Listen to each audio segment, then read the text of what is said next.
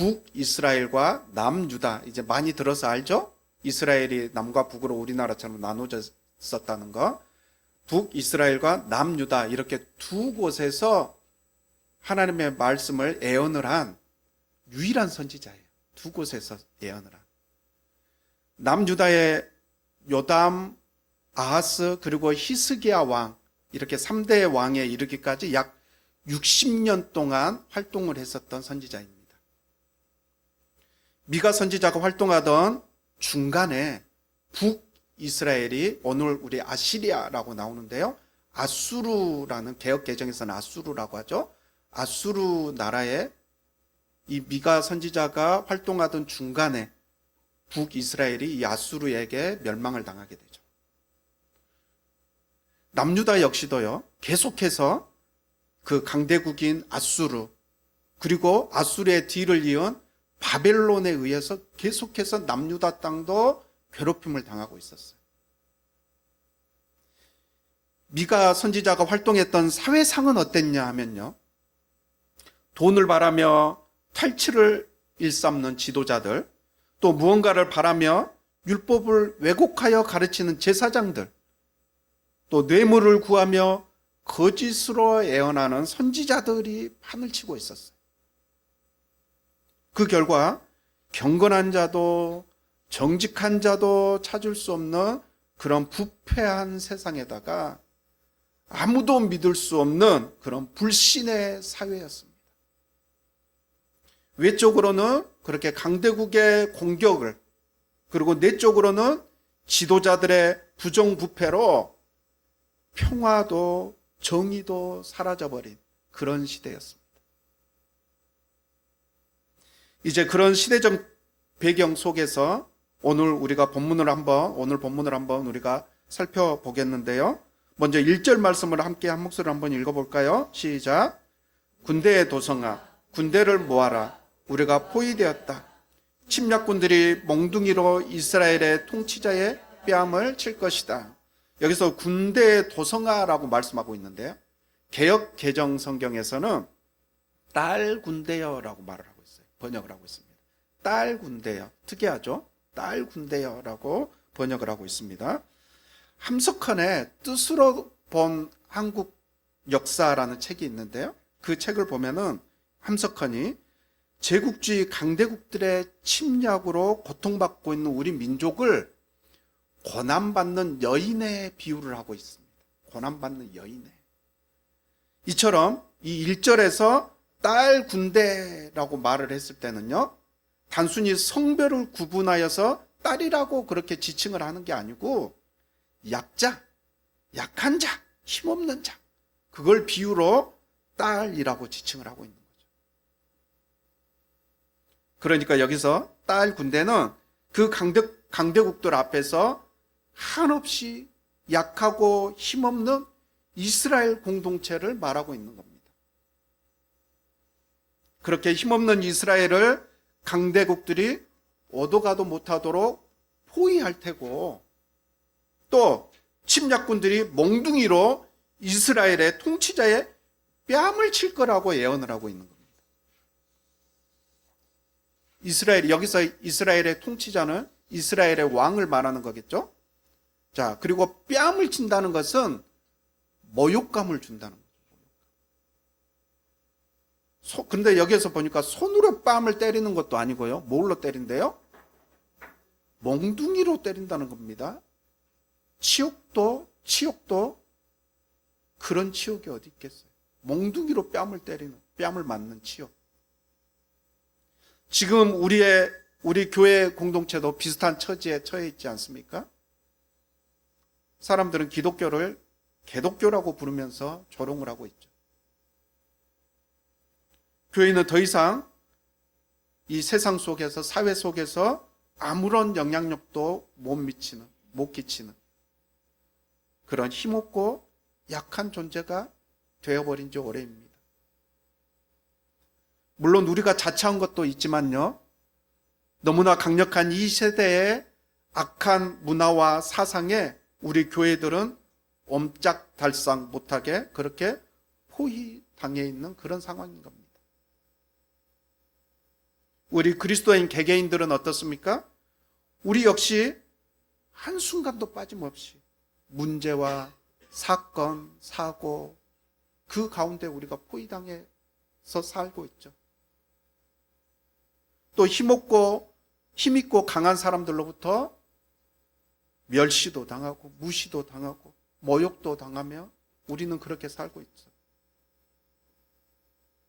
미국에서 흑인들을 대상으로 가발이나 액세서리들을 판매하는 뷰티 서플라이라는 그 가게에서 제가 며칠간 알바를 한 적이 있는데요. 그 가게 사장님이 교회 집사님인가 뭐 장로님인가 그랬었어요. 그런데 첫날부터 반말을 하시면서 사람을 무시하고 그렇게 막 엄청 함부로 대하는 겁니다. 사람. 제가 어찌 보면은 제가 목사라는 걸 알고 더 일부러 그렇게 대했었던 것 같기도 해요. 아무튼 그런 대우를 받으니까 자존심이 상해가지고 일을 못 하겠더라고요. 그래서 며칠 만에 그냥 그만둬 버렸습니다. 여러분에게도 무시와 조롱을 당했던 기억이 다들 한 번쯤은, 적어도 한 번쯤은 있으실 텐데요. 그렇게 무시당하고 모욕당하고 수없이 많은 문제와 사건, 사고 속에서 살아가고 있는 게 우리의 현실이라는 거죠. 그러나 2절 말씀입니다. 그러나 너 베들레헴 에브라다야. 여기서 베들레헴 에브라다는 이 베들레헴의 옛날 명칭이에요. 옛날 명칭. 너 베들레헴 에브라다야. 너는 유다의 여러 족속 가운데서 작은 족속이지만 이스라엘을 다스릴 자가 너에게서 내게로 나올 것이다. 그의 기원은 아득한 옛날 태초에까지 거슬러 올라간다. 유다 족속 중에서 작은 족속인 베들레헴에서 이스라엘의 새로운 통치자가 나올 것이라는 것을 예언하고 있는 겁니다. 이 말씀은 예수님의 탄생 기록이 나와 있는 지난 성탄절 예배 때 두 곳에, 사복음서 중에 두 곳에 예수님의 탄생이 기록되고 있다겠죠?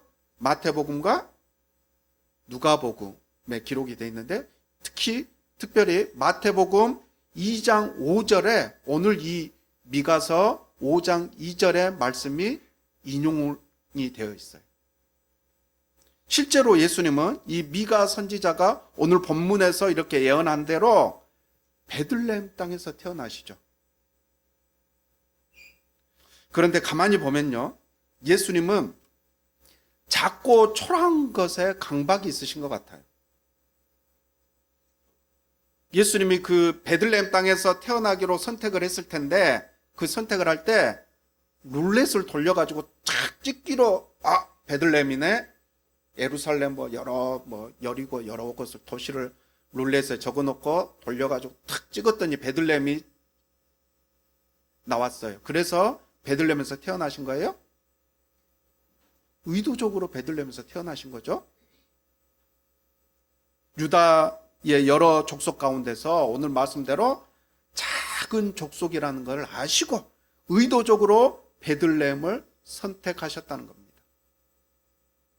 물론 베들레헴은 다윗 왕의 고향이고요, 또 다윗과 맺은 언약을 성취한다는 의미에서 베들레헴을 선택하신 것도 있습니다. 그렇지만 애초에 다윗 왕이 그 작고 초라한 그 마을 베들레헴에서 태어났다는 것은 의도적으로 그 마을을 선택하셨다라는 거죠. 예수님께서는 자신이 태어남으로써 그 장소에 영광을 주고자 하셨지, 그 장소에서 영광을 취하고자 하지 않으신 거예요. 영광을 취하고자 하셨다면은 적어도 이스라엘의 그 도성인 예루살렘에서 태어나셨어야 되겠죠. 그렇죠? 자, 우리 인간은 반대로 크고 화려한 것에 강박이 있는 것 같아요. 사람들을 만나면 무슨 차를 타고 다니는지, 또는 강남에서 사는지 강북에서 사는지, 어느 학교 출신인지, 직장은 어디인지, 뭐 그런 걸 궁금해하잖아요. 그렇죠? 목사님들끼리도 만나면요, 교회 건물은 어떤 건물인지, 얼마나 큰 건물인지, 교인 수는 또 몇 명이나 되는지, 그런 걸 궁금해합니다. 또 부교육자 시절에 아는 한 목사님은요, 서울 강남에 있는 교회에서 사역을 하고 계셨는데, 은연중에 내가 사역하는 교회는 강남에 있어, 이걸 은연중에 자랑을 하시더라고요. 지난 성탄 감사 예배 때도 설교했듯이, 하나님은 가난한 사람, 포로된 사람, 눈먼 사람, 억눌린 사람, 낮은 곳에 있는 사람, 나그네, 그리고 고아와 과부에게 관심이 있으십니다. 작고 초라한 것, 작고 초라한 사람들에게 관심을 두시고 있다는 겁니다. 그리고 의도적으로 하나님은 그런 것과 또 그런 사람을 선택하십니다. 하나님께서 그렇게 하시는 이유는요, 우리 고린도전서 말씀에 보니까 하나님께서는 세상에서 비천한 것들과 멸시받는 것들을 택하셨으니 곧 잘났다고 하는 것들을 없애시려고 아무것도 아닌 것들을 택하셨습니다. 이리하여 아무도 하나님 앞에서는 자랑하지 못하게 하시려는 것입니다 라고 말씀하고 있습니다. 중국 선교의 개척자라고 불리는 허드슨 테일러 선교사님도요, 모든 하나님의 거인들은 약한 사람들이었다라는 말을 남겼죠. 크고 화려하고 강하고 유명한 것만을 쫓아 인생을 허비하지 마시고요, 하나님의 마음을 가지고 작고 약하고 힘없는 자들에게 관심을 두시고 또 그들을 섬기는 그런 멋진 인생이 되시길 바랍니다.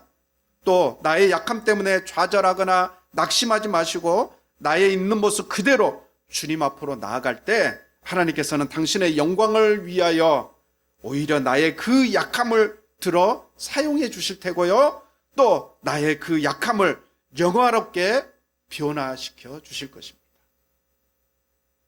3절 말씀입니다. 함께 한번 읽겠습니다. 그러므로 주님께서는 해산하는 여인이 아이를 낳을 때까지 당신의 백성을 원수들에게 그대로 맡겨두실 것이다.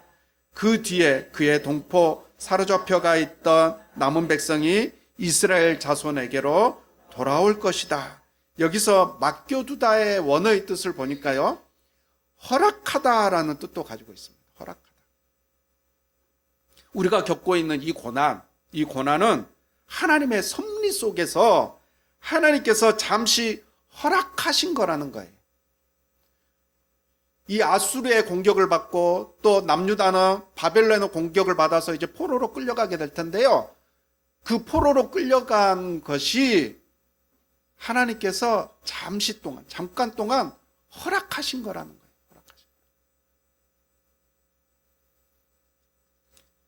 그렇게 강대국의 포로로 끌려가는 것이 영원한 멸망이 아니라 하나님께서 잠시 허락하신 것이고요, 이스라엘과 이스라엘 왕이 그렇게 무시와 모욕을 당하는 것도, 뺨을 몽둥이로 뺨을 맞으며 무시와 모욕을 당하는 것도 하나님께서 잠시 허락하신 거라는 겁니다. 그리고 3절 후반부 말씀대로 때가 되면 돌아오게 하실 거다, 이렇게 말씀하고 있습니다. 때가 되면 돌아오게 하실 겁니다. 하나님의 목적은 우리 신앙의 성장과 발전이고, 우리가 하나님과 더 친밀해지고 더 가까워지는 것이지 우리를 멸망시키는 것이 아니라는 겁니다. 우리 교회 칸막이 공사를 할 때인데요, 자재들을 직접 트럭에 싣고 와서 우리 가족들끼리 공사를 직접 했었습니다. 그 칸막이 판넬들을 이제 세우기 위해서 절단을 해서 그렇게 세웠는데요, 절단을 할 때 사실 굉장히 위험한 직소라는 전기톱을 사용하게 됩니다. 전기톱 말만 들어도 위험하게 들리잖아요, 그렇죠? 자르다가 자칫 실수를 하면 삐끗하면 큰일 나는 거죠. 저희 신대원 동기 목사님 한 분도 오래전에 아버지 교회 공사를 하다가 전기톱에 손가락이 잘렸어요. 그래서 병원에 병문안을 갔었던 기억이 납니다. 그래서 저도 그 전기톱을 사용할 때마다 정말 정신을 바짝 차리고 긴장을 하고 그렇게 집중해서 그렇게 작업을 했습니다. 그런데 그렇게 위험한 전기톱을 당시 고등학생이었던 우리 노아한테 한번 해보라고 맡겼다는 것 아닙니까? 속으로는 엄청 불안했죠. 그런데 아무렇지 않은 척, 뭐 남자라면 한번 해봐야지 하면서 탁 맡긴 거예요. 제가 그 노아에게 그걸 맡겼을 때, 전기톱을, 그 위험한 전기톱을 맡겼을 때 노아를 위험에 빠뜨리기 위해서 맡겼을까요? 한번 혼나봐라 이러면서 맡겼을까요? 다양한 경험을 통해서 우리 노아가 성장하고 발전하길 바라는 마음으로 그 전기톱 사용을 노아에게 잠깐 동안 허락한 거죠. 하나님께서도 그런 마음으로 잠깐 동안 우리에게 고난을 허락하신 겁니다. 그 고난을 통해 우리가 더 단단해지고 또 주님과 더 가까워지길 원하셨던 거죠. 끝으로 4절부터 6절 말씀입니다. 제가 한번 읽어드리겠습니다. 그가 주님께서 주신 능력을 가지고 그의 하나님이신 주님의 이름이 지닌 그 위엄을 의지하고 서서 그의 때를 먹일 것이다.